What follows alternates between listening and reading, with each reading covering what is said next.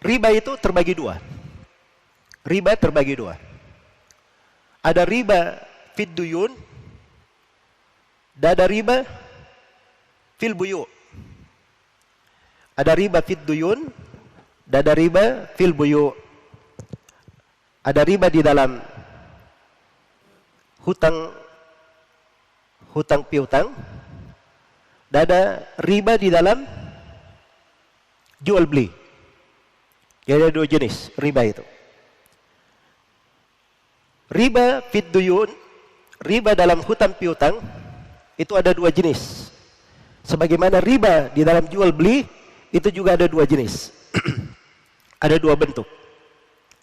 Ada dua bentuk. Riba di dalam hutang piutang terbagi dua. Yang pertama namanya riba al-qard. Riba hutang. Iya. Riba hutang. Ini saya pinjamkan duit 10 juta. Tapi kamu kembalikan 11 juta.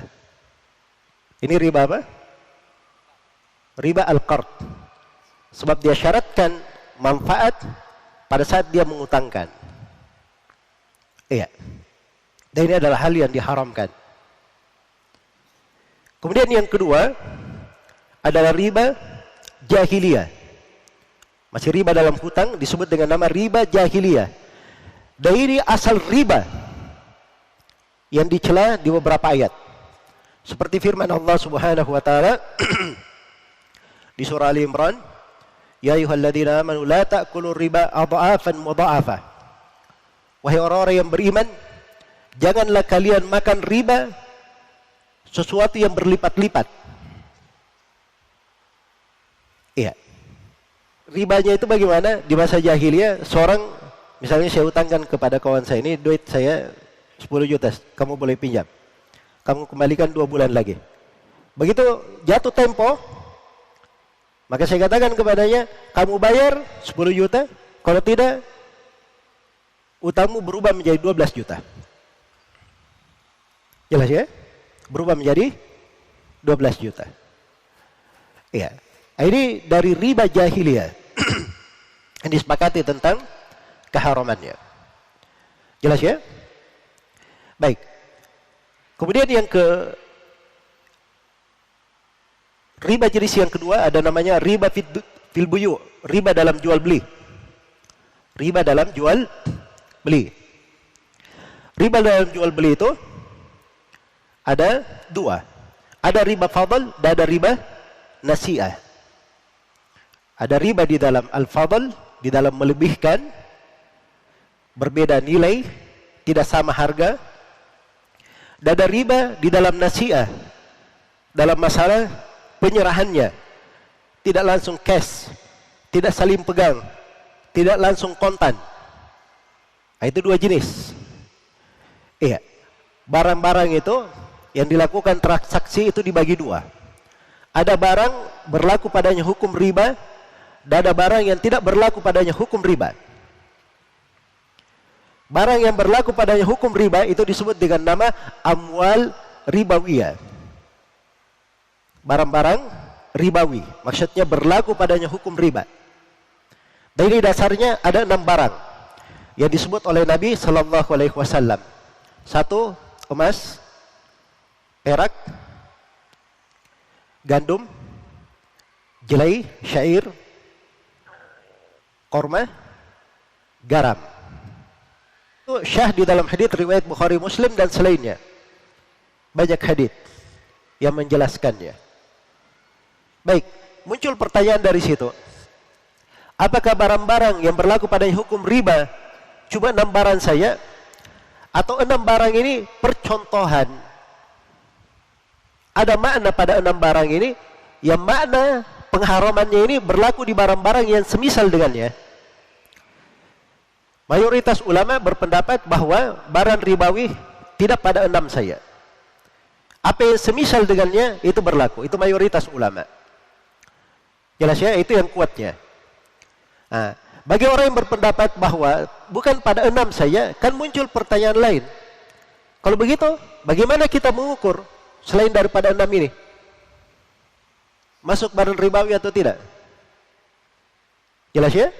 Nah, di sini ada silang pendapat di tengah para ulama. Nah, ini panjang ya.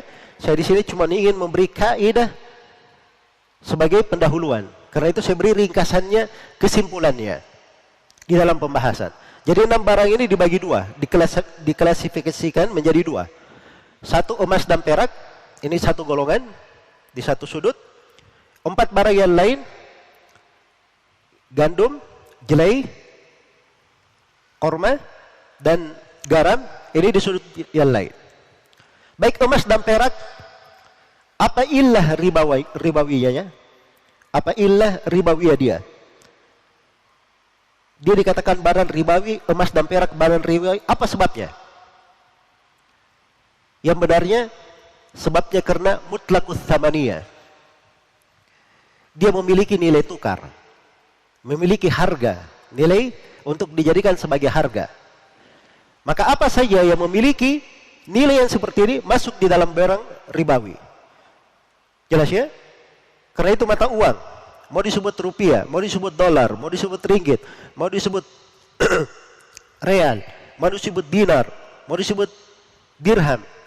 Dari mata uang yang ada belakangan ini semuanya masuk di dalam hitungan apa? Emas dan perak sama. Demikian pula surat-surat berharga seperti obligasi, saham, dan semisal dengannya. Ini masuk di dalam hitungan apa? Hitungan emas dan perak. Afwan ya, saya tadi sebut kalimat, sebagian kalimat mungkin ada rinciannya. Jadi kalau dia surat mempunyai nilai tukar, bisa dipakai untuk bahan transaksi, untuk ditukar mutlaqus tsamaniyah, maka dia adalah barang ribawi. Selesai. 4 yang lainnya, ini semuanya makanan ya. Makanya dipetik darinya memang makanan. Tapi ukurannya dia adalah makanan, ya, makanan yang bisa ditakar atau bisa ditimbang. Ditakar itu di liter ya. Kalau dihitung pakai literan, ya, literan, keranjangan, botolan, itu namanya ditakar. Ya. Atau bisa ditimbang. Timbang itu di kilo. Ya. Jadi diwazan. Jadi kalau dia dimakan, kemudian dia bisa ditakar dan ditimbang, itu masuk di dalam hitungan barang apa? Barang ribawi. Iya. Karena itu daging masuk dalam barang ribawi. Sebab dia dimakan bisa ditimbang. Iya. Jelas ya? Baik, kalau telur bagaimana? Barang ribawi itu bukan telur. Telur. Hah? Barang ribawi itu bukan. Dimakan terus ditimbang kan? Berarti barang ribawi. Jawabannya bukan. Ya, ditimbang itu baru muncul belakangan. Telur itu asalnya dihitung 1, 2, 3 itu asalnya. Jelas ya? Ditimbang itu baru dikenal belakangan. Dulu itu kalau orang beli telur 1, 10 telur berapa harganya? 1 rak kan 36.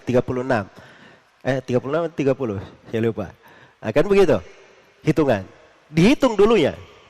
Bukan ditimbang, bukan di apa? Ditakar. Baik. Jadi ini barang ribawi. Nah, di sini masuk hukum riba fadl dan riba nasiah. Jadi kalau saya jual emas dengan emas, saya tukar emas dengan emas, ini 2 barang ribawi. 2 barang ribawi. Kapan saya tukar 1 gram emas dengan 2 gram emas, maka ini sudah berlaku di dalamnya riba apa? Riba fadl. Sudah berbeda. Jadi hati-hati itu ya, penjual emas. Ini emas 20 karat misalnya. Ditukar dengan emas 24 karat. Satunya 1 gram, yang lainnya 2 gram. Karena beda harga. Beda nilai. Nah, ini haram. Sampai ini tafadul namanya, beda harga. 1 gram sama. Harus sama juga harganya. Tidak boleh bedakan. Jelas ya? Baik. Itu riba fadl. Kapan dia berbeda dalam nilai, maka jadi riba fadl. Kalau riba nasiah, saya tukar emas dengan emas. 1 gram 1 gram. Tapi emas yang saya mau ambil, yang saya beli, itu saya terima besok. Tidak cash di hari itu. Itu namanya riba apa? Riba nasi'ah. Itu namanya riba nasi'ah. Jelas ya? Baik. Jadi ini kesimpulan di pembahasan riba yang ingin saya uraikan di sini. Dan saya ingin menjelaskan satu sudut yang penting sebenarnya, bahwa perbedaan antara riba duyun dan riba buyu, perbedaan antara riba dijual beli dan hutang piutang, itu perbedaan pokoknya ada 2. Perbedaan pokoknya ada berapa? Ada 2. Perbedaan yang pertama, kalau riba pada hutang piutang itu bisa masuk ke seluruh barang. Seluruh barang bisa. Karena ini terkait dengan hutang piutang. Iya. Jelas ya? Baik. Saya pinjam uang 10 juta. Uang bisa masuk dalamnya hukum riba. Saya pinjam tanah, bisa masuk dalamnya hukum riba. Saya pinjam motor, bisa masuk di dalamnya hukum riba. Tergantung pinjaman ini, ketika dia kembalikan, dia lebihkan, minta untuk dilebihkan. Ya, saya pinjam motor kamu, motor apa? Motor Yamaha. Nanti kamu kembalikan motor bebek ya, nanti kembalikan Yamaha itu apa namanya? Ninja misalnya ya. Ya. Nah, ini kan tidak benar ya. Ya benar. Itu sudah masuk di dalam hukum apa? Riba hutang piutang. Jadi kalau riba pada hutang piutang itu bisa masuk di semua barang. Tapi kalau riba di dalam jual beli itu khusus untuk tadi 6 barang itu ditambah dengan barang-barang yang semakna dalam illah. Semakna dalam illah ya. Itu perbedaan yang pertama. Perbedaan yang kedua, kalau riba di dalam hutang piutang itu pengharamannya tahrim maqasid.